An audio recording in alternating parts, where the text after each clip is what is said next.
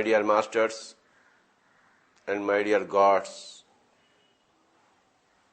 of Andhra Pradesh and the whole of the world. మిత్రులారా, వేదాంత పరిభాషలో ప్రతి జీవుడిని ఒక పురుషుడు అంటారు.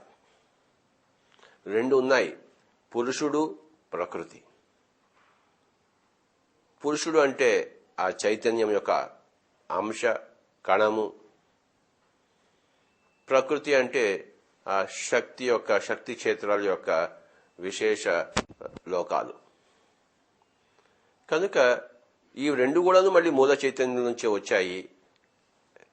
కానీ మూల చైతన్యం నుంచి రెండుగా విభజింపబడి ఒక శక్తి క్షేత్రమైంది, ఒకటేమో ఆత్మక్షేత్రమైంది.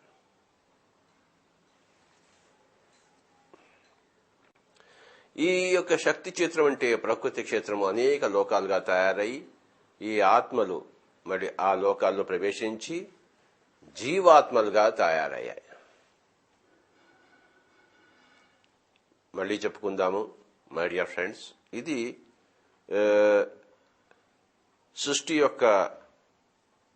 సృష్టి రచన కార్యక్రమంలో మూల రచన సిద్ధాంతాలు.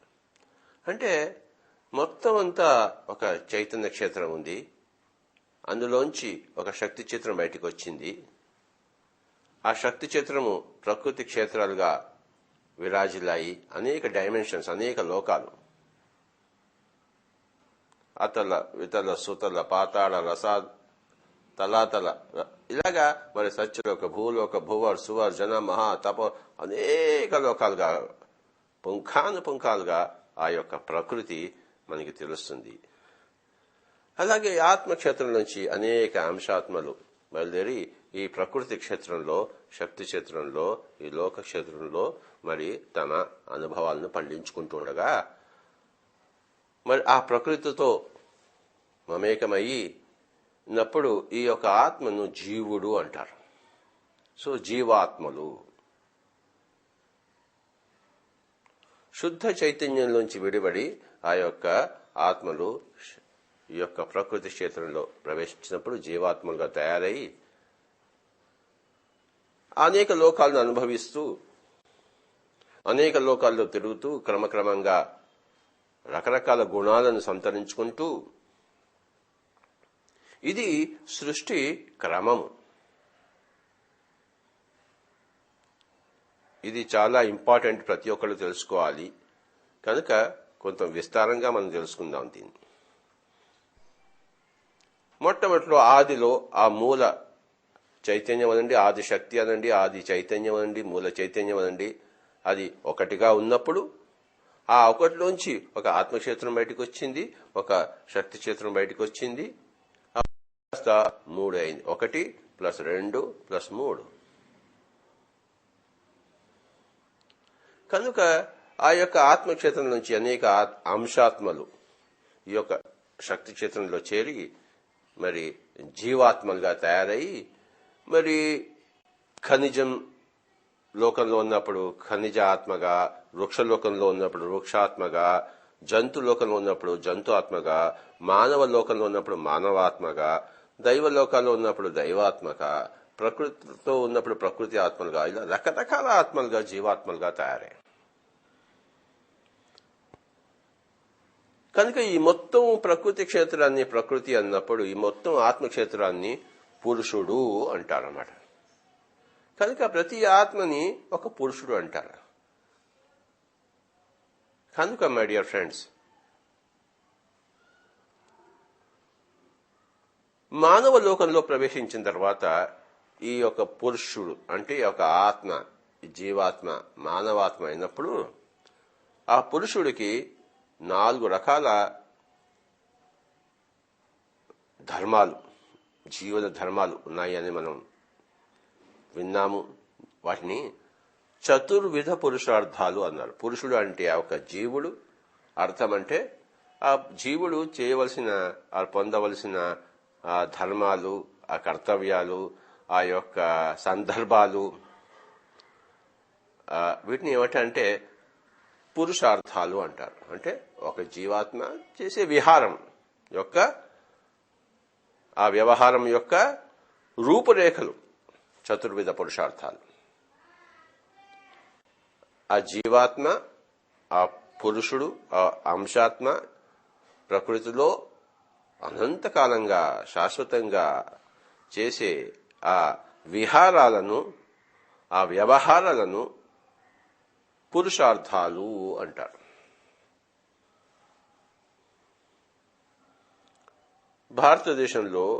భారతదేశం యొక్క ఋషులు ఈ పురుషార్థాలను 4 విధాలుగా విభజించారు. మనం ఈ 4 విధాల విభజింపబడిన ఆ పురుషార్థాలను అథవా చతుర్విధ పురుషార్థాలను మనం తెలుసుకుందాం విస్తారంగా. మళ్ళీ మొట్టమొదటికే వద్దాం. మొట్టమొదటిలో ఉన్నది మూల చైతన్యము, దాన్ని ఆది పరాశక్తి అంటాము.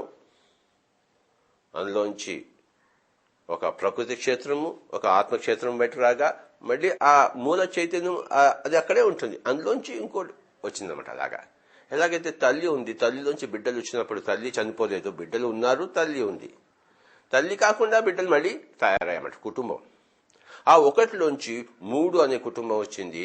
ఆ ఒకటేమో ఆది పరాశక్తి, అది ఆ మూల చైతన్యం ఉండగా అందులోంచి ఒక ఆత్మక్షేత్రము, అనేక ఆత్మల సముదాయం, తర్వాత అనేక లోకాల సముదాయం ప్రకృతి క్షేత్రము.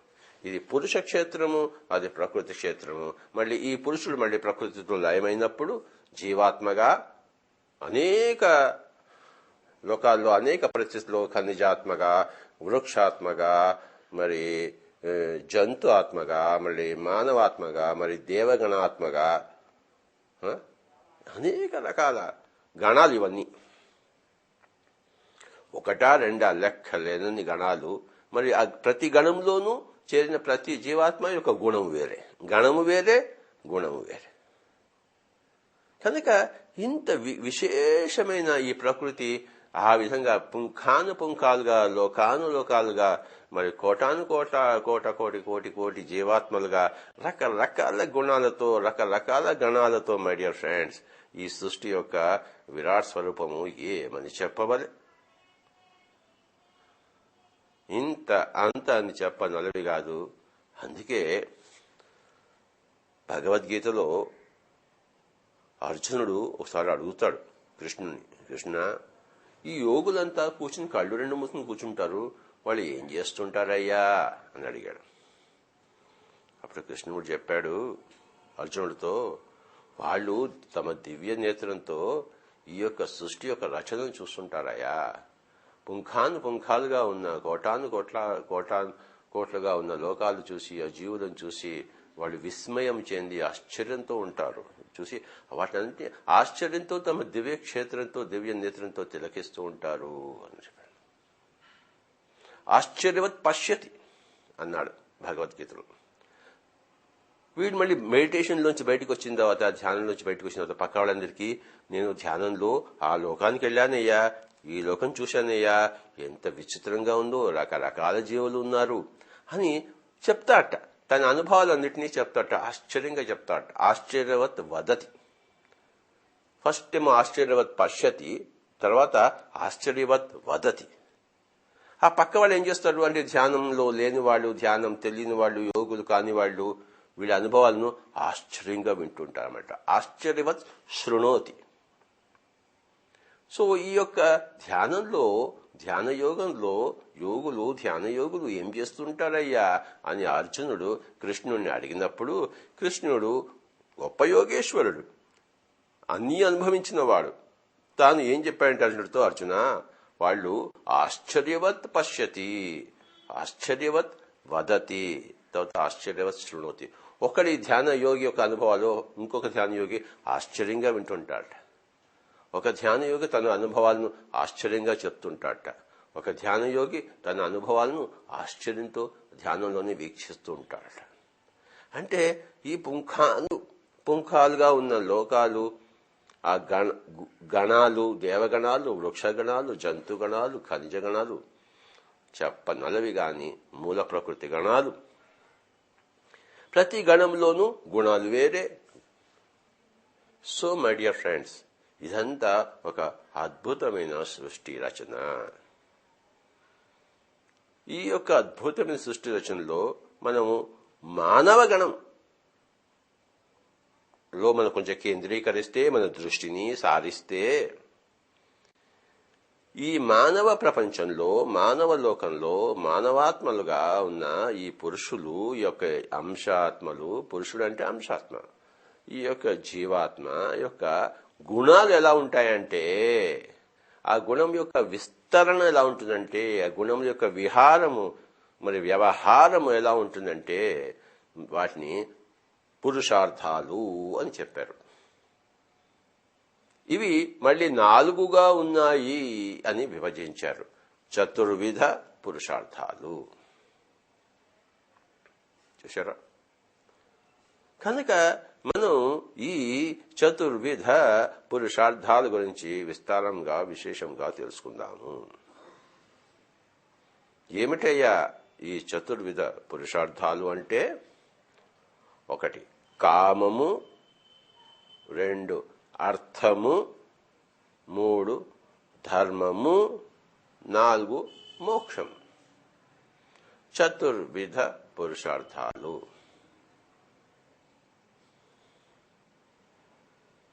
చూశారా?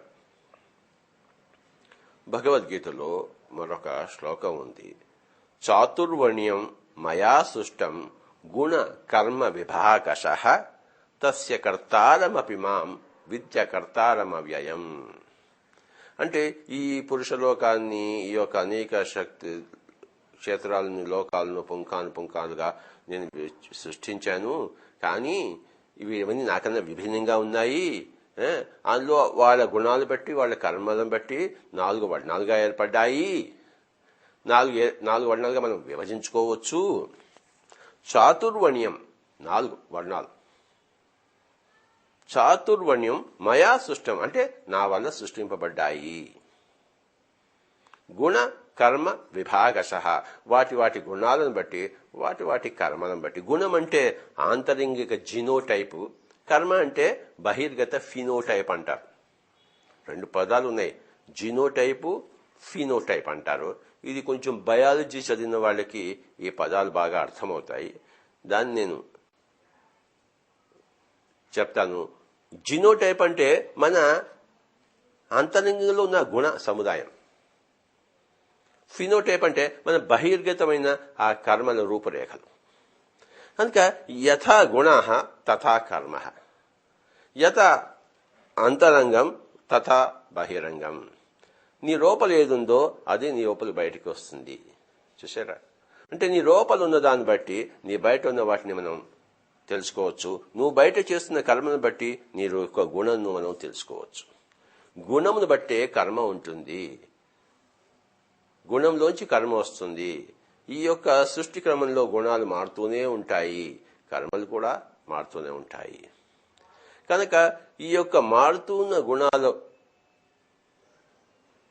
మారుతున్న కర్మలు, వీటిని మనం ఒక స్థూలంగా 4గా విభజించుకుంటే చాతుర్వర్ణ్యాలు ఏర్పడ్డాయి, 4 వర్ణాలు ఏర్పడ్డాయి. 4 రంగు, వర్ణం అంటే రంగు, 4 రంగులుగా వాటిని మనం చూడవచ్చు. కనుక మై డియర్ ఫ్రెండ్స్, ఆ 4 వర్ణాలకు సంబంధించిన 4 రకాల ఆ యొక్క కర్మల యొక్క వాటి గుణాలని ఏమంటామంటే మనం చతుర్విధ పురుషార్థాలు.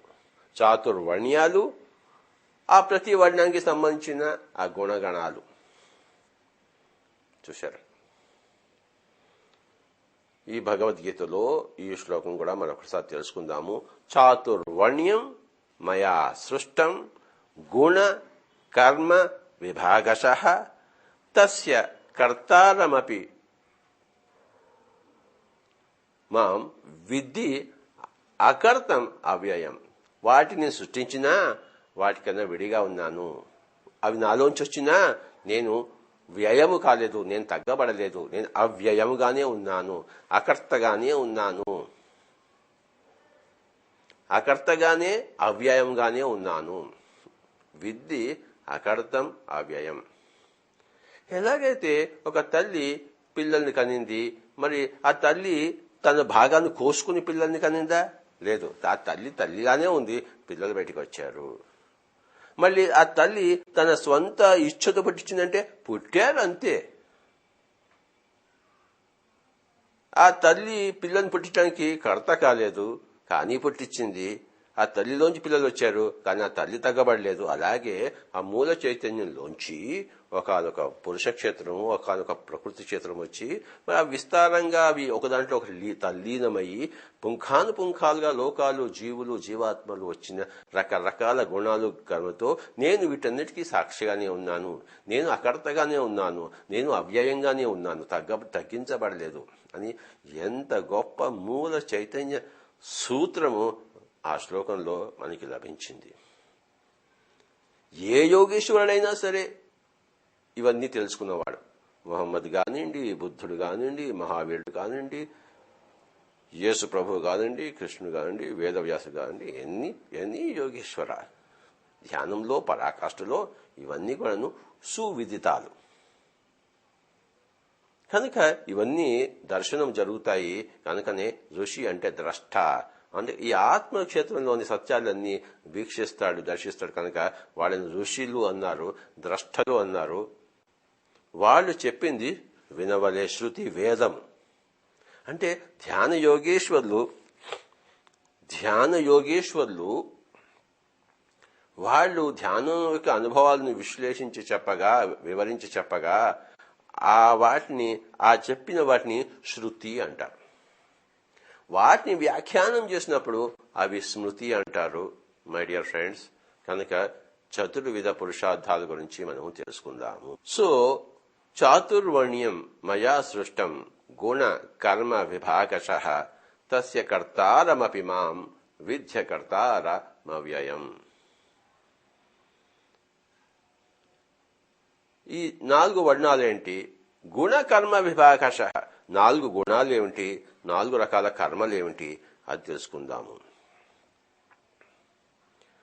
4 రకాల గుణాలు ఏమిటి అంటే తమో గుణము, రజోగుణము, సాత్విక గుణము, మరి శుద్ధ సాత్విక, మరి నిర్గుణ గుణం. కనుక తమో గుణము, రజోగుణము, సాత్వికము, శుద్ధ సాత్వికము, నిర్గుణము. కనుక ఈ శుద్ధ సాత్వికం వచ్చేసరికి ఇవి రెండు వెరసి ఒకటే శుద్ధ సాత్విక నిర్గుణం అయిపోతుంది. వెరసి తమో గుణం అలానే ఉంటుంది, రజోగుణం అలానే ఉంటుంది, మరి సాత్విక గుణం అలా ఉంటుంది. ఈ శుద్ధ సాత్విక నిర్గుణం కలిసి ఒక గుణంగా తయారవుతుంది. ఈ 4 గుణాలు చాతుర్వర్ణ్యం అని చెప్పేసి.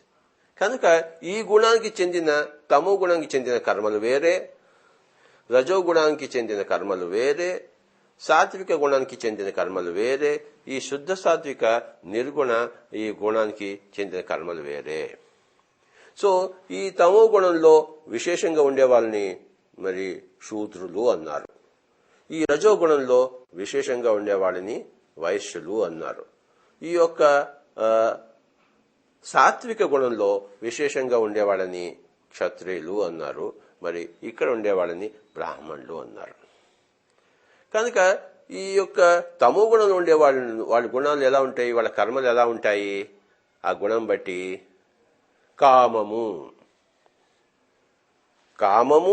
అర్థము, ధర్మము, మోక్షం. కనుక తమో గుణంలో ఉండే వాళ్ళ కర్మలు విశేషంగా కామపూరితంగానే ఉంటాయి. వైశ్య అంటే ఈ యొక్క రజోగుణంలో ఉండేవాళ్ళు అంటే వాళ్ళు సగం కామపూరితంగా ఉంటాయి, సగం అర్థపూరితంగా ఉంటాయి. ఇకపోతే క్షత్రియ లోకంలో వచ్చిన వాళ్ళు అంటే సాత్విక గుణ సంపన్నులు, వాళ్ళ కర్మలు 3 రకాలుగా ఉంటాయి. ఒక 1/3 వంతు కామంగా ఉంటుంది, ఇంకొక 1/3 అర్థంగా ఉంటుంది, ఇంకొక 1/3 ధర్మంలో ఉంటారు వాళ్ళు. ఇకపోతే ఇక్కడ ఉండే వాళ్ళకి ఆ కామంతో పాటు, ఆ అర్థంతో పాటు, ఆ ధర్మంతో పాటు మోక్ష స్థితిలో కూడా ఉంటారు. మోక్ష యొక్క కర్మలు కూడా చేస్తారు వాళ్ళు. కనుక నువ్వు ఏ యొక్క లెవెల్లో ఉన్నావో సృష్టి యొక్క క్రమంలో మొట్టమొదటి తమో గుణంలో వస్తాం కొన్ని జన్మలు, తర్వాత కొన్ని జన్మలు రజోగుణంలో వస్తాం. అంటే తమో గుణం వదిలిపెట్టదు, తమో గుణంతో పాటు రజోగుణాన్ని సంతరించుకుంటాము. ఇలాగనమాట. మొట్టమొదటిలో ఇదే ఉంటుంది. ఇది ఒక కేవలం తమో గుణంలోనే ఉంటారు. క్రమేపీ ఒక రజోగుణాన్ని కూడా సంతరించుకుంటారు. తమో రజోగుణాల్లో విరాజిల్లుతారు. ఇంకా ముందు పోయి సృష్టి క్రమంలో మళ్ళీ ఒక బుద్ధిని కూడా సంతరించుకుంటారు, ఒక సాత్వికాన్ని కూడా సంతరించుకుంటారు. అప్పుడేమంటే తమో గుణము రజోగుణంతో పాటు ఒక సాత్విక గుణం కూడా వస్తుంది వాళ్ళకి. ఇంకా ముందుపోయి సృష్టి క్రమంలో మరి చివరి మానవ లోకంలో చివరి జన్మల్లో మరి బ్రాహ్మణులుగా వచ్చి శుద్ధ సాత్వికం నిర్గుణం కూడా సంతరించుకుని వాళ్ళు మోక్ష స్థితిలో కూడా ఉంటారు. మోక్షమైన కర్మలు చేస్తుంటారు. ఇవన్నీ మనం కూలంకషంగా తెలుసుకోవాలి.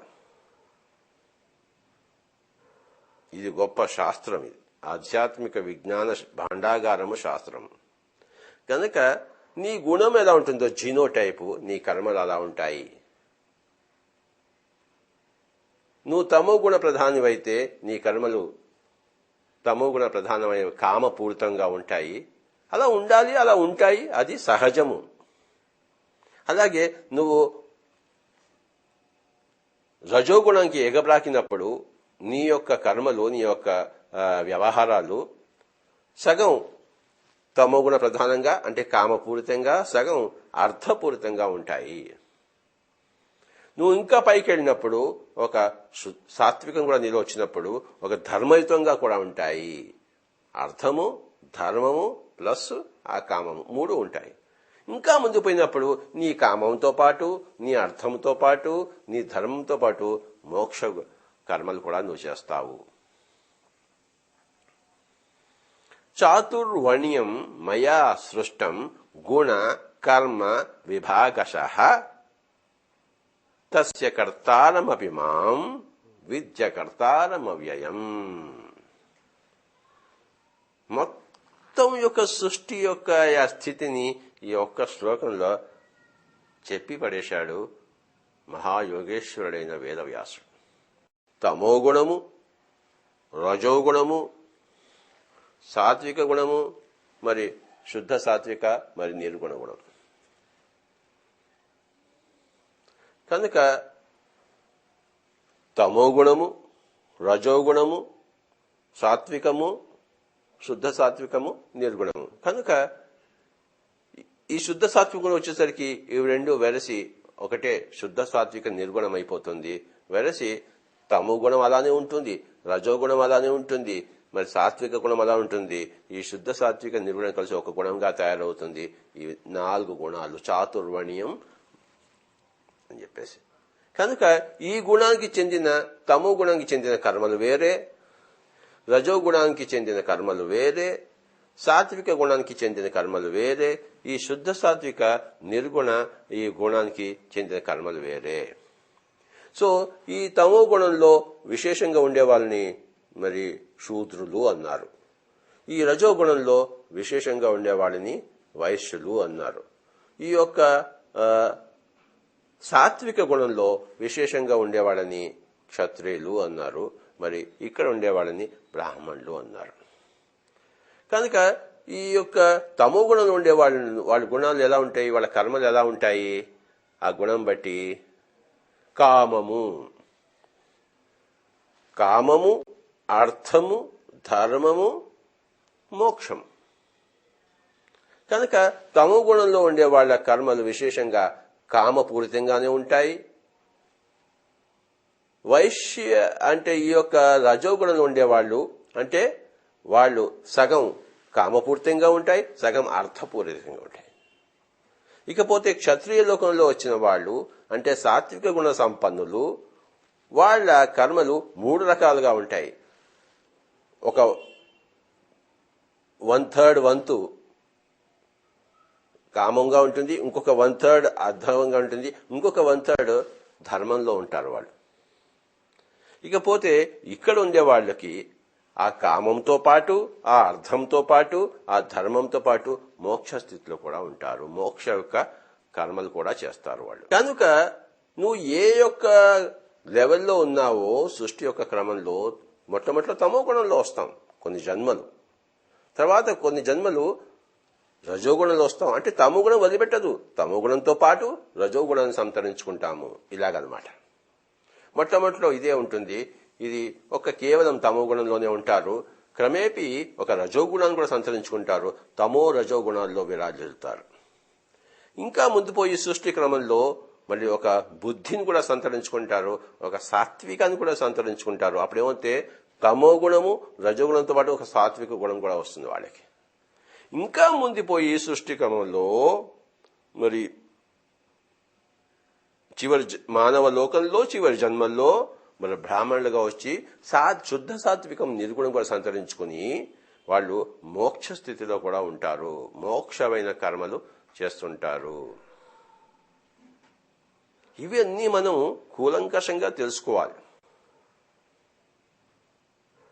ఇది గొప్ప శాస్త్రం. ఇది ఆధ్యాత్మిక విజ్ఞాన భాండాగారము శాస్త్రం. కనుక నీ గుణం ఎలా ఉంటుందో జీనోటైపు, నీ కర్మలు అలా ఉంటాయి. నువ్వు తమో గుణ ప్రధానమైతే నీ కర్మలు తమో గుణ ప్రధానమైన కామపూరితంగా ఉంటాయి. అలా ఉండాలి, అలా ఉంటాయి, అది సహజము. అలాగే నువ్వు రజోగుణానికి ఎగబ్రాకినప్పుడు నీ యొక్క కర్మలు, నీ యొక్క వ్యవహారాలు సగం తమోగుణ ప్రధానంగా అంటే కామపూరితంగా, సగం అర్థపూరితంగా ఉంటాయి. నువ్వు ఇంకా పైకి వెళ్ళినప్పుడు ఒక సాత్వికం కూడా నీలో వచ్చినప్పుడు ఒక ధర్మయుతంగా కూడా ఉంటాయి. అర్థము, ధర్మము ప్లస్ ఆ కామము మూడు ఉంటాయి. ఇంకా ముందు పోయినప్పుడు నీ కామంతో పాటు, నీ అర్థంతో పాటు, నీ ధర్మంతో పాటు మోక్ష కర్మలు కూడా నువ్వు చేస్తావు. చాతుర్వర్ణ్యం మయా సృష్టం గుణ కర్మ విభాగశః తస్య కర్తారమపి మాం విద్య కర్తారమవ్యయం. మొత్తం యొక్క సృష్టి యొక్క స్థితిని ఈ ఒక్క శ్లోకంలో చెప్పి పడేశాడు మహాయోగేశ్వరుడైన వేదవ్యాసుడు. భగవద్గీతలో అర్జునుడు, కృష్ణుడు అంతా వేదవ్యాసుడే. ఆ కౌరవులు, పాండవులు అంతా వేదవ్యాసుడే. ఆయన యొక్క విశేషమైన ఆ రచన, ఆ యొక్క శిల్ప ఖండం అది. మరి లోక కళ్యాణం కోసం ఆ వేదమూర్తి, ఆ యోగమూర్తి, ఆ జ్ఞానమూర్తి, ఆ యోగేశ్వరుడైన ఆ మహాయోగేశ్వరుడైన వేదవ్యాసుడు తన కలములోంచి, తన కంఠములోంచి, తన కలం నుంచి కదా కంఠంలోంచి చెప్పాడుగా ఇంకొక యోగేశ్వరుడు దాన్ని కలప్ చేశాడు. ఈయన కంఠం నుంచి విస్తారంగా వస్తూనే ఉంది ప్రవాహం వెల్లువలాగా, మరి ఆకాశ గంగలాగా. మరి ఆయన కంఠం నుంచి వస్తున్నప్పుడు ఇంకొక యోగేశ్వరుడు కూర్చుని దాన్ని పొల్లు పోకుండా, ఒక్క అక్షరం పోకుండా రాస్తూనే రాస్తున్నాడు. ఇది అందరికీ తెలిసిన విషయమే. అందులోంచి వచ్చింది ఈ మహాభారతాలన్నీ. మహాభారతం వచ్చిందంతా ఆ వేదవ్యాసుడి యొక్క కంఠంలోంచి అసిధారావ్రతంగా వచ్చింది. మరి దాన్ని కలంతో ఇంకొక యోగేశ్వరుడు రాశాడు.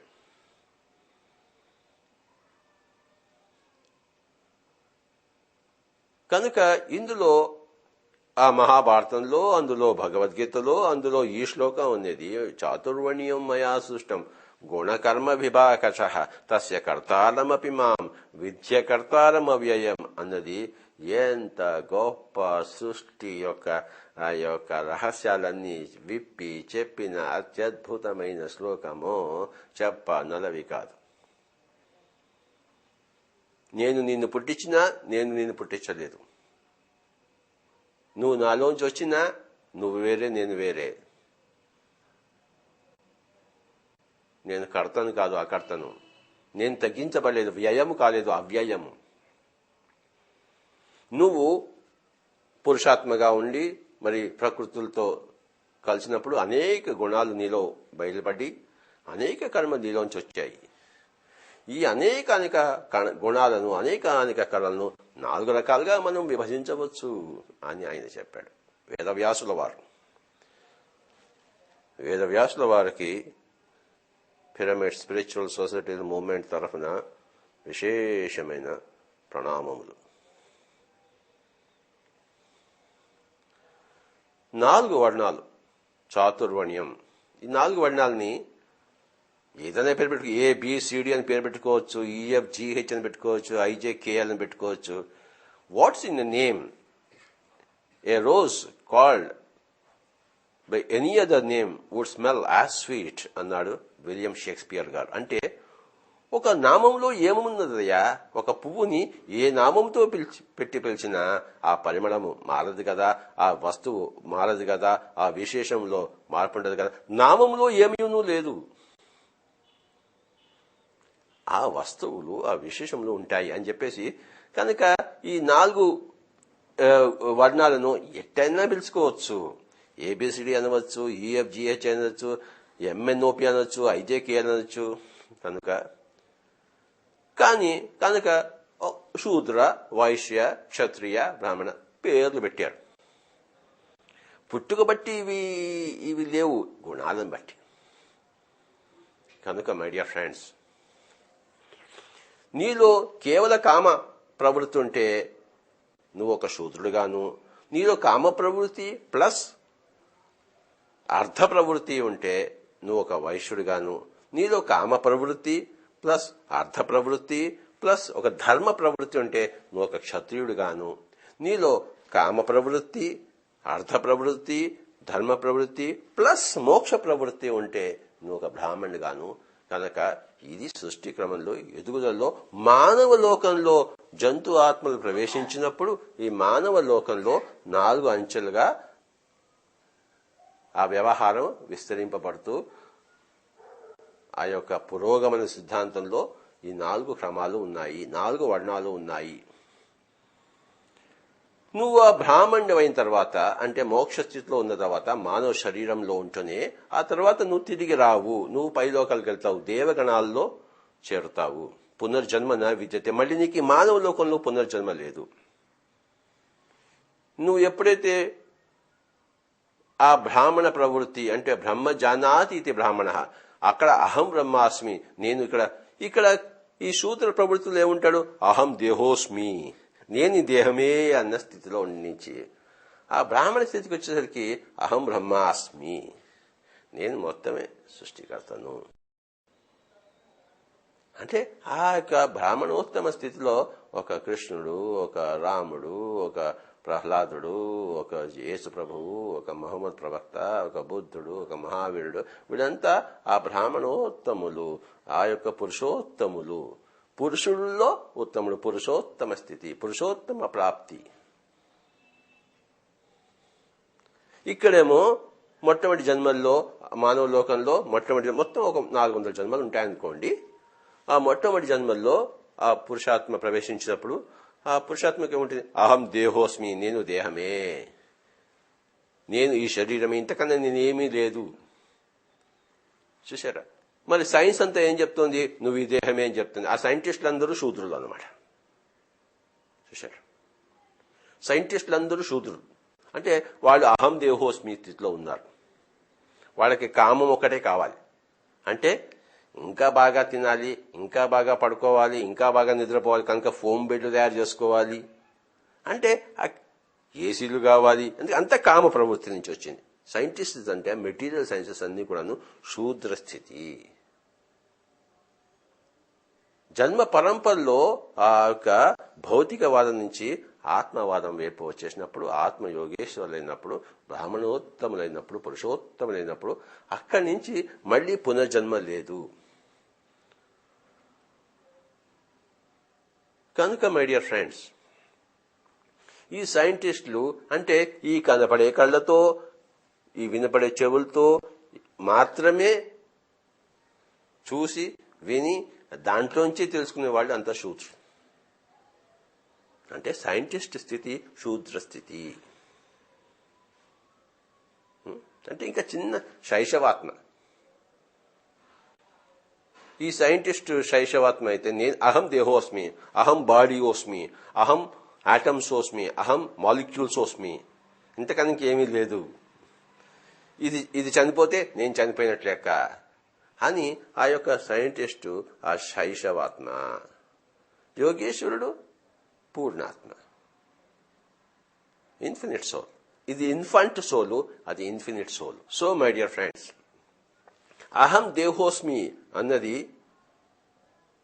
అది శూద్ర స్థితి.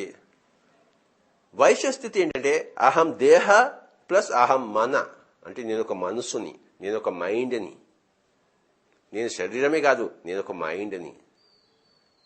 తర్వాత క్షత్రియుల్లో ఒక బుద్ధి, నేను ఒక బుద్ధిని, నేను ఒక శరీరాన్ని, నేను ఒక మనసుని, నేను ఒక బుద్ధిని, నాకు ఒక బుద్ధి ఉంది.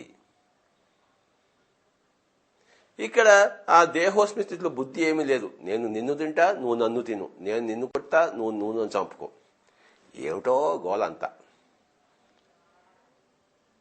కనుక నేను మేకను తింటా, చేపను తింటా, మనుషులను తింటా, తినడమే నా పని. నేను నిన్ను తింటా, నువ్వు నన్ను తిను, నేను నిన్ను చంపుతా, నువ్వు నన్ను చంపు. ఇదే ఆ యొక్క శరీరంలోనే మొత్తం అంత వ్యవహారం అంతా. మనసును ఉపయోగించి తెలుసుకోవడము, మనసు యొక్క కోరికలు, మనసు యొక్క అసంగీతము, నృత్యము, ఈ కళలు, ఇవన్నీ మనసు నుంచి వచ్చాయి. కనుక అక్కడ అవన్నీ ఉంటాయి. ఇకపోతే మంచి ఏమిటి, చెడు ఏమిటి అనే బుద్ధి క్షేత్రంలో ప్రవేశించినప్పుడు నువ్వు ఒక క్షత్రియుడు అవుతావు. నీకు మంచి చెడు తెలియనప్పుడు నువ్వు క్షత్రియుడివి కావు. తర్వాత నేనెవరు, నేను శరీరం కాదు, అహం బ్రహ్మాస్మి, నేనే అంతం చోట్ల మమాత్మ సర్వభూతాత్మ అని ఆ క్షేత్రంలో ప్రవేశించినప్పుడు అప్పుడు నువ్వు బ్రాహ్మణుడు. బ్రహ్మ జానాతి ఇది బ్రాహ్మణ, మై డియర్ ఫ్రెండ్స్.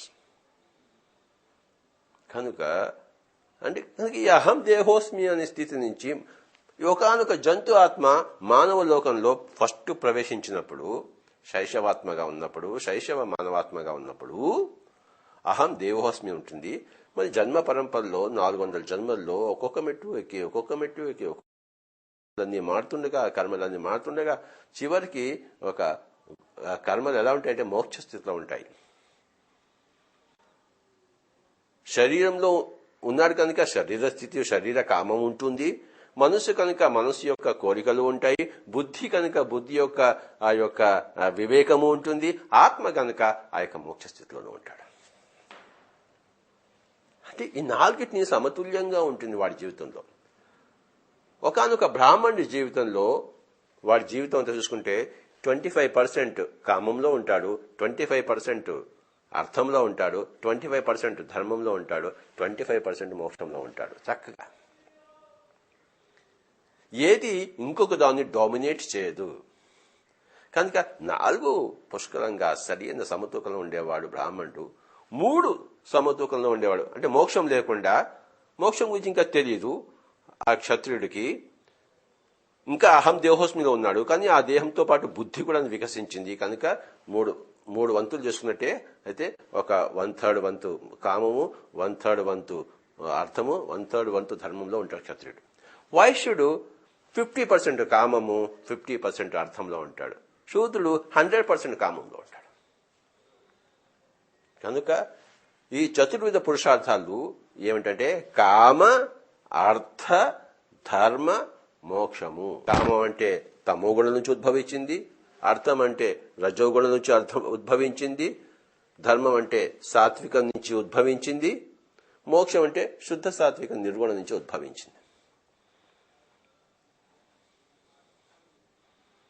కనుక నీ యొక్క గుణం బట్టి, జీనోటైప్ బట్టి నీ యొక్క కర్మలుంటాయి. నీ యొక్క ఫినోటైప్ బట్టి, అంటే నీ యొక్క బహిర్గతాన్ని బట్టి నీ అంతర్గతాన్ని మనం తెలుసుకోవచ్చు. అంతర్గతాన్ని గుణం అంటాము, బహిర్గతాన్ని కర్మ అంటాము. ఈ గుణము బట్టి, ఆ కర్మ బట్టి 4 విధాలుగా విభజించవచ్చు అన్నారు. చాతుర్వర్ణ్యం మయా సృష్టం గుణ కర్మ విభాగశః తస్య కర్తారమపి మాం విద్ధి అకర్తారమవ్యయం. వాటి కర్తను నేనైనా నేను వాటి కర్తను కాదు. చాతుర్వర్ణ్యం మయా సృష్టం గుణ కర్మ విభాగశః తస్య కర్తారమపి మాం విద్య కర్తారమవ్యయం. 4 వర్ణాలకి సంబంధించిన 4 గుణాలకు సంబంధించిన 4 ఆ పురుషార్థాలనే చతుర్విధ పురుషార్థాలు అన్నాం. ఏమిటయ్యా ఈ చతుర్విధ పురుషార్థాలు అంటే మానవుడికి కావలసిన 4: 1 కామము, 2 అర్థము, 3 ధర్మము, 4 మోక్షం. మొట్టమొదటిలో మానవుడికి కామం ఒకటే కావాలి. పరిణతి చెందిన తర్వాత కామము అర్థము కావాలి. ఇంకా పరిణతి చెందితే కామము అర్థము ప్లస్ ధర్మము కావాలి. ఇంకా పరిణతి చెందితే కామము అర్థము ధర్మము మోక్షము 4 కావాలి. కానీ కొంతమంది విపరీతమైన భాష్యం ఇచ్చేసి మోక్షం కావాలంటే కామం ఉండకూడదు అన్నారు. తెలియదు వాళ్ళకి. ప్రతి ఒక్క వ్యక్తికి మాట్లాడే హక్కు ఉంది కనుక తెలిసిన వాళ్ళు మాట్లాడతారు, తెలియని వాళ్ళు మాట్లాడతారు.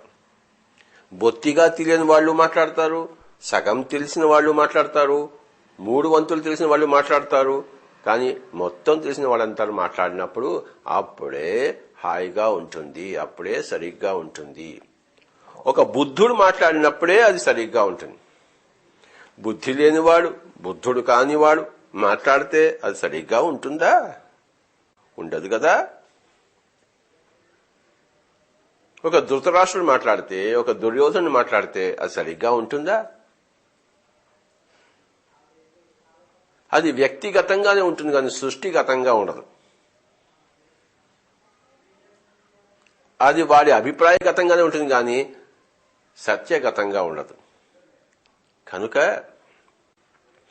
నువ్వు మోక్షం కావాలంటే నువ్వు కామానికి అర్థంగా దూరంగా ఉండాలి, హిమాలయానికి వెళ్ళిపోవాలి, సంసారం నుంచి దూరంగా ఉండాలి.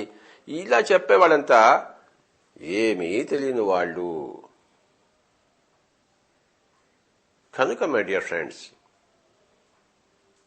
ఈ చతుర్విధ పురుషార్థాలు గురించి మనం తెలుసుకుంటున్నాము. మొట్టమొదట కామం గురించి తెలుసుకుందాం. కామం అంటే నువ్వు శరీరంతో చేసే ప్రక్రియలు. శరీరంతో ఏమేం చేస్తాం? మనం భోంచేస్తాం, పడుకుంటాము, మైథునము అంటే సెక్స్. అంటే ఈ మూడిట్లోనే బాగా జీవించేవాడు, 100కి 100 పాళ్ళు వాటి కోసమే జీవించేవాడు, వాటిలోనే తృప్తి పొందేవాడు.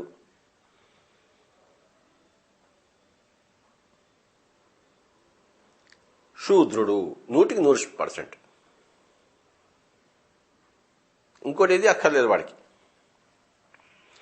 5 జ్ఞానేంద్రియాల్లో కూడాను కళ్ళతో ఉన్న జ్ఞానేంద్రియం మరి సౌందర్యాన్ని కూడా వాడంతా వీక్షించలేడు. చెవులతో అంటే ఈ యొక్క శ్రవణేంద్రియాలతో ఆ సంగీతాన్ని కూడా వాడికి ఇష్టపడ్డు.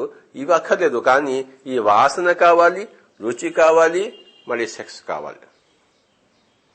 చర్మంతో హాయి, ఆ రుచితో హాయి, మళ్ళీ ఆ వాసనతో హాయి. ఇక్కడ మాత్రం కేంద్రీకృతమై ఉన్నవాడు శూద్రుడు. అది శైశవాత్మస్థితి, బాలాత్మస్థితి. తర్వాత మరి యువాత్మ, ప్రౌఢాత్మ అయినప్పుడు కళలు కావాలి. అంటే సంగీతోపాసన, సౌందర్యోపాసన, మరి యొక్క ఆ కళలన్నీ వస్తాయి. అప్పుడు అంటే ఆ మనస్సు కూడా అభివృద్ధి చెందుతుంది. మనస్సు ద్వారా, శరీరం ద్వారా కాకుండా మనస్సు ద్వారా దాని అర్థము అంటాం. అది సో కామం అంటే కేవలము మైథునము, సెక్స్ అనుకుంటే వాడు పిచ్చోడు, ఏమీ తెలియని వాడు. తర్వాత ఆ కామము తప్పు అనుకున్నప్పుడు మళ్లీ వాడు పిచ్చోడు. అది సహజము. శరీరంలోంచి ఆకలి వచ్చినప్పుడు, ఆ రుచి కోరుకున్నప్పుడు, మరి మైథున కోరిక వచ్చినప్పుడు, ఆ కోరిక తీసుకుంటున్నప్పుడు ఇదంతా సహజము. సహజముగా ఉండకపోవడం అసహజము. సహజముగా ఉండకపోవడము, ప్రకృతి పరంగా ఉండకపోవడము, వికృత పరంగా ఉండడము. వికృత పరంగా ఉంటే మరి అక్కడ దుఃఖం వస్తుంది, ప్రకృతి పరంగా ఉంటే అక్కడ సుఖం వస్తుంది, ప్రగతి ఉంటుంది. వికృతంగా ఉన్నప్పుడు తిరోగతి ఉండదు గాని ప్రగతి ఉండదు. వెనక్కి వెళ్ళడం ఉండదు గాని ముందుకు వెళ్ళడం ఉంటుంది. అంటే అక్కడే గింగిరాలు తిరుగుతూ ఉంటాము వికృతంగా ఉంటే. ఎవరైతే కామాన్ని తృణీకరించారో వాళ్ళు ముందుకు పోరు. ఎవరైతే కామాన్ని ఎదుర్కొన్నారో, విపరీతంగా దాని వ్యాఖ్యానాలు చేశారో వాళ్ళు ముందుకు పోరు. అంటే వాళ్ళ అప్రాకృతంగా ఉన్నారు, వికృతంగా ఉన్నారు. అంటే వాళ్ళకి ప్రగతి ఉండదు, తిరోగతి ఉండదు, కానీ ప్రగతి ఉండదు. ఎక్కడ వేసిన గొంగళి అక్కడే. కానీ కామాన్ని యాక్సెప్ట్ చేసిన వాళ్ళు, కామంతో అనుసంధానమై ఉన్నవాళ్ళు, కామాన్ని ప్రకృతి సహజంగా తీసుకున్న వాళ్ళు, అందులో ప్రకృతి సహజంగానే ఉండేవాళ్ళు, వాళ్ళు ప్రగతి పదంలో ఉంటారు ఎప్పుడు.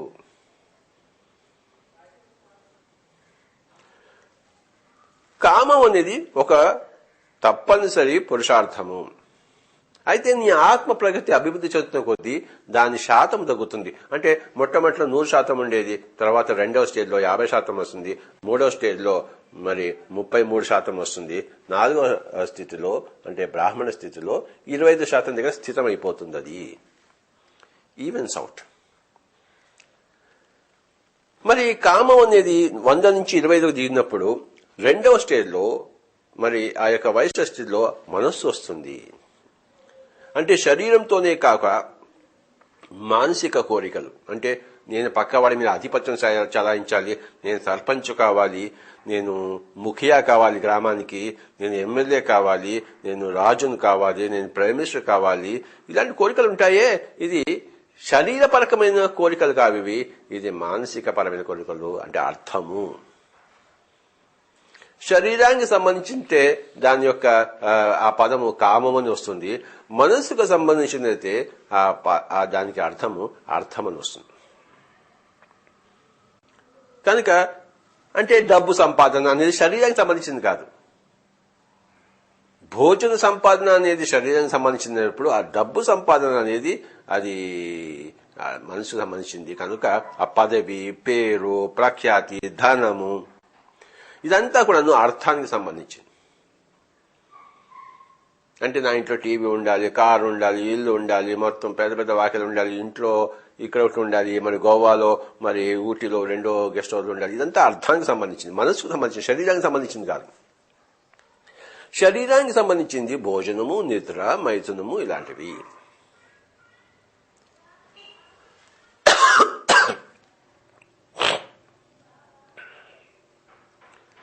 కనుక ఈ ప్రాపంచికమైన విద్యలు, ప్రాపంచికమైన మరి డబ్బు సంపాదన కార్యక్రమాలు ఇవన్నీ వెరసి అర్థము కింద వస్తుంది. రెండవ బిట్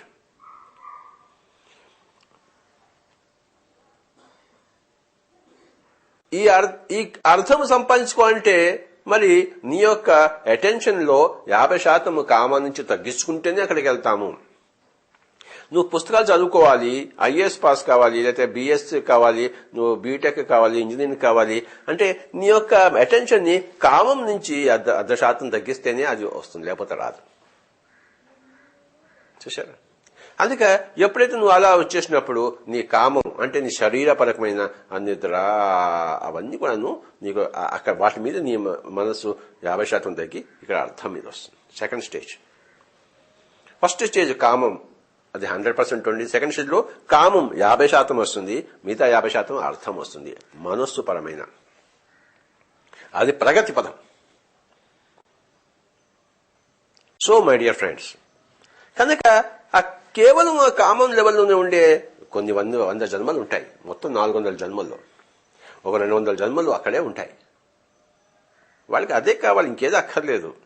అందులోనే అభివృద్ధి వాడికి. ఇంకా నిద్ర, ఇంకా భోజనం, ఇంకా మైథునం అక్కడే ఉంటారన్నమాట. అది కరెక్ట్. ఆ స్థితిని దాటినప్పుడు అక్కడ పరిపూర్ణంగా అవన్నీ 100% అనుభవించిన తర్వాత మరి అందులోంచి ఇంకేదో కావాలని వచ్చినప్పుడు అప్పుడు మనస్సు పరంగా వస్తారు.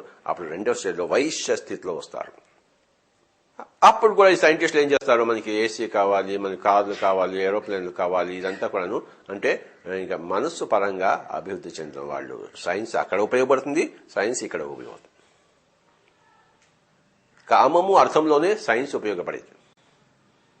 మూడో స్టేజ్లో ధర్మం పోయినప్పుడు సైన్స్ దాని గోల లేదు. ఇంకా అక్కడ వేరే సబ్జెక్ట్ వస్తుంది.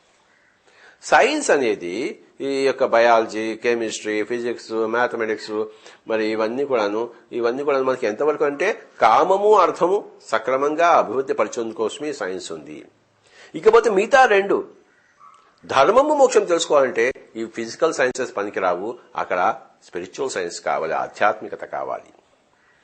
కామము అర్థము రెండు కలిపి భౌతికత అనిపించుకుంటాయి, ధర్మము మోక్షము రెండు కలిపి ఆధ్యాత్మికత అనిపించుకుంటుంది. ఇవి రెండు అన్నమాట. ధర్మము మోక్షము మరి అవగాహన చేసుకోవాలంటే ఈ సైన్స్, నీ ఫిజిక్స్, నీ కెమిస్ట్రీ ఎందుకు పనికిరాదు. దాని గోళ అక్కడ ఉండదు. కనుక ఈ ఫిజిక్స్, కెమిస్ట్రీ, బాటనీ, జువాలజీ గోళ ఇదంతా ఈ ప్రోటీన్స్, హైడ్రోకార్బన్స్, ఫైర్స్ ఈ గోళంతా ఎప్పుడు ఉంటుంది? ఈ యొక్క లోయర్ స్టేజెస్ లో ఉంటుంది, హయ్యర్ స్టేజెస్ లో ఉండదు. అంటే ఆ శూద్ర స్థితి, ఆ వైశ్య స్థితిలోనే దానికి పరిమితము సైన్స్. క్షత్రియ స్థితి, బ్రాహ్మణ స్థితికి అది వేరే ఉంటుంది. ఆంతరంగిక శాస్త్రం, ఆత్మశాస్త్రం, ఆధ్యాత్మిక శాస్త్రం.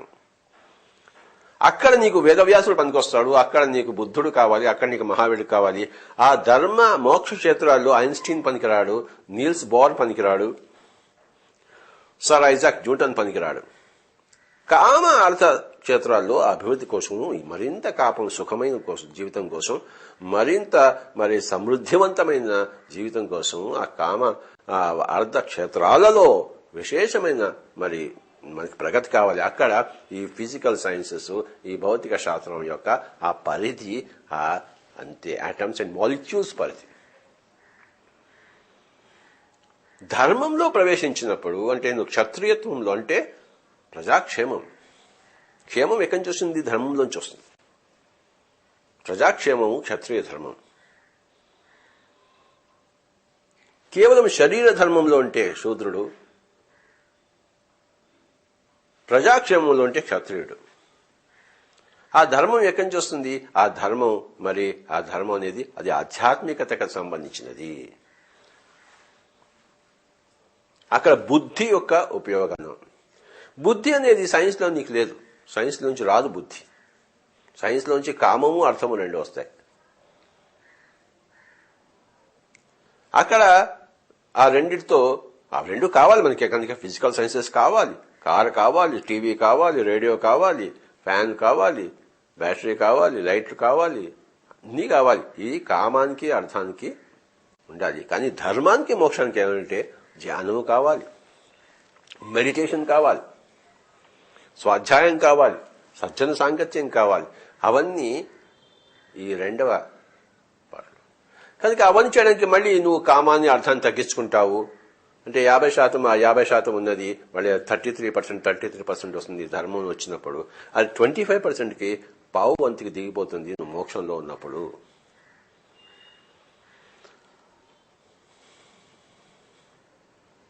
ఇవన్నీ నేను చెప్పేవన్నీ మీకు ఏ పుస్తకాల్లోనూ దొరకవు, ఏ పుస్తకాల్లోనూ లేవు.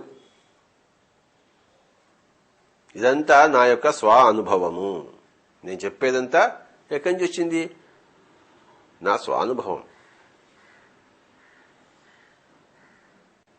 ఇప్పటిదాకా గ్రంథాల్లో చెప్పబడింది వేరే, నా స్వానుభవం వేరే. మరి నన్ను ఏం చేయమంటారు? నా స్వానుభవం మీకు అందించడం నా ధర్మం. దాన్ని స్వీకరించారా లేదా పక్కన పెట్టారా, అవగతం చేసుకున్నారా, అవగాహన చేసుకున్నారా, దట్ ఈస్ యువర్ చాయిస్. నా ధర్మం నేను అనుభవం చేసుకున్నది, నేను తెలుసుకున్నది, నా జీవిత సత్యాలు నేను ప్రకటించడం నా యొక్క ధర్మము. అది నేను చేయకపోతే నేను నా పట్ల అసంతృప్తుడిగా ఉంటాను. నేను చేయవలసింది నేను చేయకపోతే నేను అసంతృప్తితో ఉంటాను. మీరు చేయకపోతే నాకేమీ అసంతృప్తి లేదు. మీరు పుట్టినా, చచ్చిపోయినా, చేసినా, చేయకపోయినా, మోక్షం పొందినా, పొందకపోయినా నాకేమీ అసంతృప్తి లేదు. ఎలాగైతే కౌరవులు పాండవులు యుద్ధం చేసుకుంటే కృష్ణుడికి ఏమీ అసంతృప్తి లేదు. మీరు కొట్టుకోండి, చావండి, నేను చూస్తాను ఇక్కడి నుంచి. నేను మటుకు యుద్ధం చేయను. నేను కౌరవుల పక్షాన లేదు, పాండవుల పక్షాన లేదు, మంచి పక్షాన లేదు, చెడు పక్షాన లేదు. కానీ నేను చూస్తాను, దగ్గర నుండి చూస్తాను మీరు ఎలా కొట్టుకుంటున్నారో. సో మై డియర్ ఫ్రెండ్స్, ఈ సత్యాలన్నీ కామం గురించి, అర్థం గురించి, ధర్మం గురించి, మోక్షం గురించి చెప్పవలసిన ధర్మం నాకుంది. ఎందుకంటే నేను చెప్పకపోతే నాకే అసంతృప్తి. కనుక నేను చెప్తూనే ఉంటాను. నా ముందు ఒక్కడు కూర్చున్నా, నా ముందు లక్షల మంది కూర్చున్నా ఈ చెప్పేది మారదు. ఎందుకంటే నా అనుభవం మారదు. నా జీవిత సత్యాలు నా అనుభవం నుంచి వచ్చినవి. నా అనుభవం ఎక్కడి నుంచి వచ్చింది? నా తృష్ణలోంచి వచ్చింది. సత్య అన్వేషణ, సత్య తృష్ణ, సత్య పిపాస నుంచి నాకు వచ్చాయి. కనుక మై డియర్ ఫ్రెండ్స్, ఒకటి మాత్రం తెలుసు, శాస్త్రం ఎప్పుడు ఎల్లడలా ఒక్కటే ఉంటుంది. విధ విధాలుగా ఉండదు, అనేక రకాలుగా ఉండదు. కానీ మనం ఎంత ఈ స్కేల్లో 0 to 100 స్కేల్లో ఎంత ఉంటే, 2లో ఉంటే మనకు 2 సత్యమే కనబడుతుంది, మనం 3లో ఉంటే 3 అనే సత్యం కనబడుతుంది, 100 ఉంటే 100 సత్యం కనబడుతుంది. మన ప్రగతిలో మనం దూసుకుపోతున్న కొద్దీ మన వీక్షణ మారుతూ ఉంటుంది, మన సత్యాలు మారుతుంటాయి, మన జగత్తు మారుతూ ఉంటుంది, మన పరిధి మారుతూ ఉంటుంది, మన అవగాహనలు మారుతూ ఉంటాయి. మనం చిన్నప్పుడు తల్లి ఓడే ముఖ్యం, పరిగెత్తి మళ్ళీ తల్లి ఓడికే వస్తాం. చూశారు, ఇప్పుడు తల్లి ఓడికి వెళ్తామేంటి? ఇప్పుడు జీవిత సత్యాలు వేరే. కనుక మై డియర్ ఫ్రెండ్స్, ఇప్పుడు మనకి తల్లి ఓడి కాదు, సత్యపు ఓడి కావాలి. చిన్న పాపగా ఉన్నప్పుడు తల్లి ఓడి, మన గడ్డాలు వచ్చిన తర్వాత సత్యపు ఓడి కావాలి, తల్లి ఓడి కాదు. కనుక ఆ సత్యపు ఓడిలో చేరిన వాళ్లే యోగేశ్వర్లు. వాళ్ళు చెప్పింది ఇగో నాకు తెలిసింది, నేను నా అనుబంధం సంపాదించుకుని ఏంటంటే, కామము అర్థంకి విరుద్ధం కాదు, కామము ధర్మానికి విరుద్ధం కాదు, కామము మోక్షానికి విరుద్ధం కాదు. అలాగే అర్థము కామానికి విరుద్ధం కాదు, అర్థము ధర్మానికి విరుద్ధం కాదు, అలాగే ధర్మము మోక్షానికి విరుద్ధం కాదు. ఇవన్నీ పరస్పరము ఉండవలసినవే. 4 విధ పురుషార్థాలు అందరికీ ఉండవలసినవే. అయితే మోతాదులు మారుతాయి, వాటి యొక్క ఆ పరిమాణము మారుతుంది. 100% ఉండేది 50% వస్తుంది, తర్వాత 33% వస్తుంది. కామం తర్వాత 25% సెటిల్ అవుతుంది.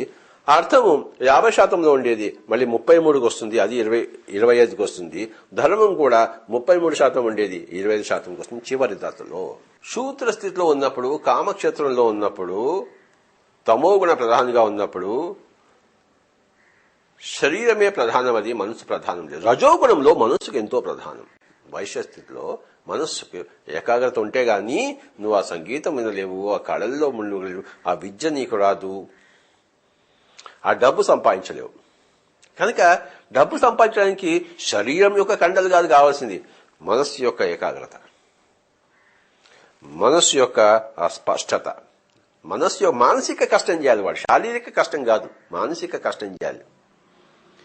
ఇప్పుడు ఇన్ఫర్మేషన్ టెక్నాలజీ ఉన్నారు, వాళ్ళంతా ఏం చేస్తుంటారు?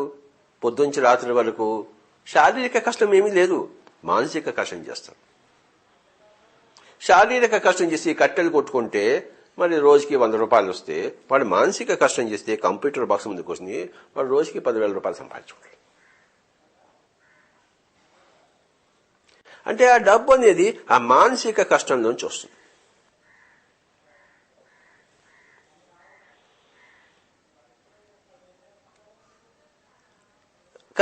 కనుక ఆ మానసిక ధర్మంలోకి, శారీర ధర్మంలో ఉండేవాడే శూద్రుడు, మానసిక ధర్మంలో ఉండేవాడు ఆ మానసిక గుణగణాలతో, ఆ మానసిక గుణంతో, మానసిక గణంతో ఉండేవాడు, రజో గుణంతో ఉండేవాడు, వాడు వైశ్యుడు. చూశారు? ఎంతసేపు ధనము ధనము ధనము, సమృద్ధి సంపృద్ధి సమృద్ధి, సంపద సంపద సంపద సంపద. అక్కడే నా షేర్ వాల్యూ ఎప్పుడు పైకే పోతుండాలి. ఇదంతా అర్థం. సడన్ గా షేర్ వాల్యూ పడిపోయినప్పుడు, వాళ్ళ జీవితంతో వ్యర్థం అయిపోయి చేసినప్పుడు, కళ్ళు బయర్లు కమ్మినప్పుడు, అప్పుడు ఏ గడ్డం గడి దగ్గరికి వస్తాడు, స్వామి నాకు మనశ్శాంతి పోయిందని చెప్పేసి. అప్పుడు ధ్యానం చేయబోయా అని చెప్పేసి పై స్థితికి తీసుకెళ్తాం. ఆ కామం కూడా శరీరం దృఢంగా ఉన్నప్పుడు చక్కగా కామం ఉంటుంది. శరీరం ముసిలైపోగానే, బాబు నా జీవితం అంతా వ్యర్థమైపోయింది, నా కామం లేదు, ఇప్పుడు నాకు నిద్ర రావడం లేదు, నా భోజనం తినలేకపోతున్నాను, అక్కడ వంకాయ కూర ఉంది కానీ ఇక్కడ నాకు తినలేకపోతున్నాను, ఏం చేయమంటావు స్వామీజీ అంటే, ధ్యానం చేయనైనా, శూద్రుడిగా బతికావు ఇంకా బ్రాహ్మణుడిగా కా, వైశ్యుడిగా బ్రతికావు ఇంకా బ్రాహ్మణుడిగా దా అని అప్పుడు వాళ్ళకి ఏం చెప్తామంటే మనం వాళ్ళకి ధ్యానం నేర్పించినప్పుడు ఆ శూద్ర స్థితి నుంచి బయటకు వచ్చేసి ఆ వైశ్య స్థితి నుంచి బయటకు వచ్చేసి ఆ యొక్క బ్రాహ్మణ స్థితిలో అహం బ్రహ్మాస్మి అన్న స్థితికి వస్తారు. అప్పుడు వాడి జీవితంలో దుఃఖం పోతుంది. నేను కేవలం శరీరమే అన్నప్పుడు ఆ శరీరము శుష్కించడం ఆ శరీర ధర్మము, ఆ శరీరం చనిపోవడం శరీర ధర్మము, ఆ శరీరము మరి క్షీణించడము. శీర్యతే ఇది శరీర, అది శరీరం యొక్క పద ఉత్పత్తి. శీర్యతే ఇది శరీర, దహ్యతే ఇది దేహ, దహింపబడుతుంది కనుక దాన్ని దేహము అన్నారు. క్షీణిస్తూ ఉంటుంది కనుక శరీరం అన్నారు. శీర్యతే ఇది శరీర, దహ్యతే ఇది దేహ. కనుక ఏదైతే క్షీణిస్తూనే ఉంటుందో, దహింపడానికి రెడీగా ఉంటుందో, నువ్వు కామాన్ని వెతుక్కుంటున్నావు. 100కి 100 25% వెతుక్కో. 100కి 100 వెతుక్కుంటే నువ్వు గుండెస్తుందో చూడతావు, దుఃఖానికి పాలవుతావు, ఏడుస్తూ జీవిస్తావు. కనుక 100కి 100 కాకుండా 25 పరిమితం అయ్యి, అలాగే మనసు డబ్బు సంపాదించాలి అన్నది కూడా నువ్వు 50%, 100% కాకుండా దానికి 25% పెట్టేసి పక్క వాళ్ళ కోసం కూడా హెల్ప్ చేయి. ధర్మం. నీ సంగతి నువ్వు చూసుకోమాక, పక్క వాళ్ళ సంగతి కూడా చూడు. నీకు బుద్ధి ఉంటే కదా నువ్వు పక్క వాళ్ళ దగ్గర పోయేది. బుద్ధి లేని వాడు తన దగ్గరే తాను ఉంటాడు. బుద్ధి ఉన్నవాడు పక్క వాళ్ళ దగ్గర పోయి నేర్చుకుంటాడు, అథవా నేర్పిస్తుంటాడు. కనుక ఆ పక్క వాళ్ళని కూడా నీ యొక్క జీవితంలోకి పరిగణనలోకి తీసుకోవడమే ధర్మము. తర్వాత నీ యొక్క అసలు ప్రకృతి అంటే నీ యొక్క విరాట్ స్వరూప ప్రకృతి, నీ యొక్క మూల చైతన్య ప్రకృతి, అక్కడికి పోవడమే నీ మోక్షం. ఎక్కడి నుంచి వచ్చావో అక్కడికి పోవడం, అది మోక్ష స్థితి. కనుక మనిషి జీవితము ఒక పిరమిడ్ మాస్టర్ ఎలా ఉంటాడంటే 25% కామము, 25% అర్థము, 25% ధర్మము, 25% మోక్షం. ఇది సరి అయిన most balanced life, perfect master యొక్క లైఫ్. చూశారా, కృష్ణుడు తన కామాన్ని తాను చూసుకున్నాడు, వదిలిపెట్టాడా? తన అర్థాన్ని తాను చూసుకున్నాడు, రాజుగా ఉన్నాడు, వదిలిపెట్టాడా? తన ధర్మాన్ని తాను చేశాడు, వదిలిపెట్టాడా? తన మోక్షంలో ఎప్పుడో ఉన్నాడు, పుట్టిన పంచే ఉన్నాడు. కనుక మై డియర్ ఫ్రెండ్స్, ప్రతి పిరమిడ్ మాస్టరు ఒకనొక కృష్ణుడు లాంటి వాడు. అంటే కామాన్ని వదిలిపెట్టినవాడు కాదు, అర్థాన్ని వదిలిపెట్టినవాడు కాదు, ధర్మాన్ని వదిలిపెట్టినవాడు కాదు. కామంతో పాటు అర్థంతో కామ అర్థాలతో పాటు ధర్మము, కామ అర్థ ధర్మాలతో పాటు మోక్షము, మోక్షంతో పాటు కామము, మోక్షంతో పాటు ధర్మము, మోక్షంతో పాటు. కనుక అన్నిటినీ సమదూకంగా 25 చతుర్విధ పురుషార్థాలను సరిగ్గా 25 చేసిన వాడే పురుషోత్తముడు.